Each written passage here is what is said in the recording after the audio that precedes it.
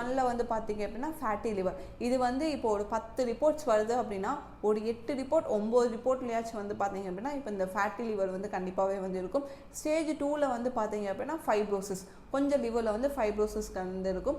Stage 3ல வந்து பார்த்தீங்க அப்படின்னா சிரோசிஸ், இல்லை இது வந்து நான் 4 கணக்கை நான் விட்டுட்டேன், நான் கவனிக்கவே இல்லை, நான் ரொம்ப ரொம்ப ஒரு ஆல்கஹாலிக்கான ஒரு பர்சன், ரொம்ப ரொம்ப ஸ்மோக் பண்ணிகிட்டே தான் இருப்பேன், நிறைய ஆயிலி ஃபுட் வந்து சாப்பிடுவேன், நான் எதை பற்றியுமே கேர் பண்ணிக்கிறவே மாட்டேன் அப்படின்னு சொல்கிறவங்களுக்கு வந்து பார்த்தீங்க. அதாவது 4வது ஸ்டேஜ் வந்து என்னென்னு வந்து பார்த்தீங்க அப்படின்னா கேன்சர். இந்த லிவர் கேன்சர்ன்ற லெவலுக்கு வந்து நம்மளுக்கு வந்து கொண்டு போய் வந்து விட்டுரும். ரொம்ப ஈஸியாகவே வந்து சொல்லிடுவாங்க, லிவர் வந்து போச்சுங்க, நீங்கள் வந்து லிவர் வந்து டிரான்ஸ்பிளான்ட்டுக்கு வந்து நீங்கள் வந்து ரெடி பண்ணிக்கோங்க அப்படின்னு வந்து சொல்லிடுவாங்க.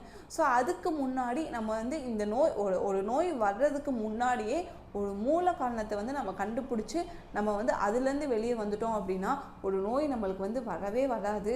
அதுக்கான ஆப்பர்ச்சுனிட்டிஸே நம்ம வந்து அங்கே வந்து கொடுக்கவே மாட்டோம்.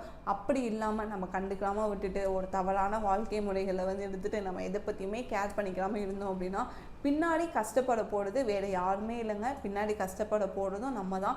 நம்மளுக்கு தான் அந்த அனைத்து கஷ்டங்களையுமே வந்து நம்ம தான் தாங்கிக்கிட்டு நம்ம தான் வந்து டே டு டே லைஃப்பை வந்து லீட் வந்து பண்ணிட்டு வந்து போவோம்.